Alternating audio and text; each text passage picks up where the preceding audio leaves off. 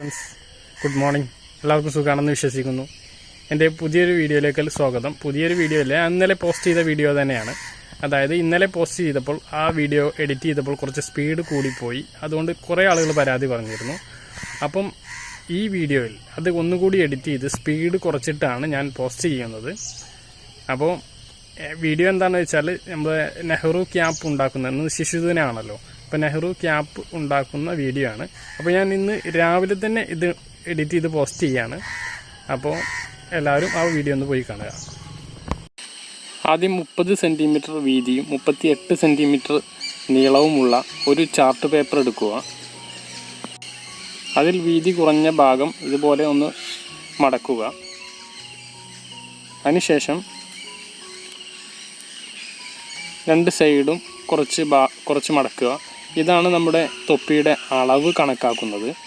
ഇത് കൂടുതൽ മടക്കിയാൽ തൊപ്പിയുടെ അളവ് ചെറുതാവും, കുറച്ച് മടക്കിയാൽ തൊപ്പിയുടെ അളവ് കൂടുകയും ചെയ്യും. നീളം കൂട്ടുകയും കുറക്കുകയും ചെയ്യാം. ഈ ഒരു മടക്കലിലാണ് നമ്മുടെ തൊപ്പിയുടെ അളവ് കണക്കാക്കുന്നത്. അതിനുശേഷം ഈ വീഡിയോയിൽ കാണുന്നത് പോലെ ഒന്ന് ഫോൾഡ് ചെയ്യുക. രണ്ട് സൈഡും അത്തരത്തിൽ ചെയ്തതിന് ശേഷം കറക്റ്റായിട്ട് ഇങ്ങനെ ഒന്ന് മടക്കുക. വലിയ പണിയൊന്നും ഇല്ല. ഈ വീഡിയോ ഞാൻ ഇന്നലെ പോസ്റ്റ് ചെയ്തത് സ്പീഡ് കൂടിപ്പോയി എന്നുള്ളത് കൊണ്ടാണ് ഞാൻ ഇന്ന് വീണ്ടും പോസ്റ്റ് ചെയ്യുന്നത്. അതിനുശേഷം ഇങ്ങനെ മടക്കിയതിൻ്റെ രണ്ട് ഭാഗത്തൊന്ന് ചെറുതായിട്ട് കട്ട് ചെയ്ത് കൊടുക്കണം. അത് നമ്മൾ ഇനിയും മടക്കുന്നത് കുറച്ച് മുകളിലേക്ക് കയറി നിൽക്കാൻ വേണ്ടിയിട്ടാണത്. അടിയിലൊരു സ്കെയിൽ വെച്ചിട്ട് ഒന്ന് കട്ട് ചെയ്ത് കൊടുക്കുക. അതിനുശേഷം മുകളിലേക്കൊന്ന് മടക്കുക. രണ്ട് സൈഡും ഈ ഭാഗം മുകളിലേക്ക് മടക്കുക, അടുത്ത ഭാഗവും മുകളിലേക്ക് മടക്കുക. ഇനിയുള്ളത് മുകളിലേക്ക് പൊങ്ങി നിൽക്കുന്ന ഭാഗം, ആ ഉള്ളിലുള്ള കോണ രൂപത്തിൽ മടക്കി വെച്ചിട്ടുള്ളതിലേക്ക് ഈ മുകളിലേക്ക് പൊങ്ങി നിൽക്കുന്ന ഭാഗം ആക്കുക എന്നുള്ളതാണ്. വളരെ സിമ്പിളാണ്. അത് ചെയ്ത് കഴിഞ്ഞാൽ നമ്മുടെ തൊപ്പിയുടെ വർക്ക് പൂർത്തിയായി.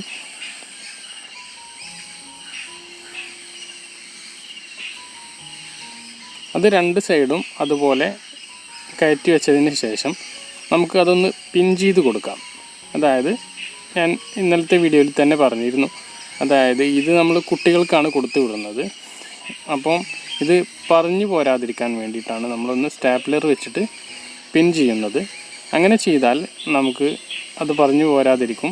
വളരെ ഭംഗിയുള്ള ഒരു ചാച്ചാജി തൊപ്പി തയ്യാറായിട്ടുണ്ട്.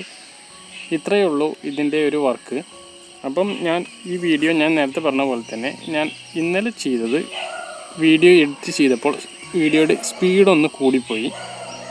അപ്പം അതിന് പകരമായിട്ടാണ് ഇന്ന് രാവിലെ തന്നെ ഞാൻ ഈ ഒരു വീഡിയോ രണ്ടാമതൊന്ന് റീ എഡിറ്റ് ചെയ്ത് പോസ്റ്റ് ചെയ്യുന്നത്. അപ്പോൾ ഈ വീഡിയോ കണ്ടാൽ നിങ്ങൾക്കൊക്കെ മനസ്സിലാവും അത് എങ്ങനെയാണ് ഉണ്ടാക്കേണ്ടത് എന്ന്.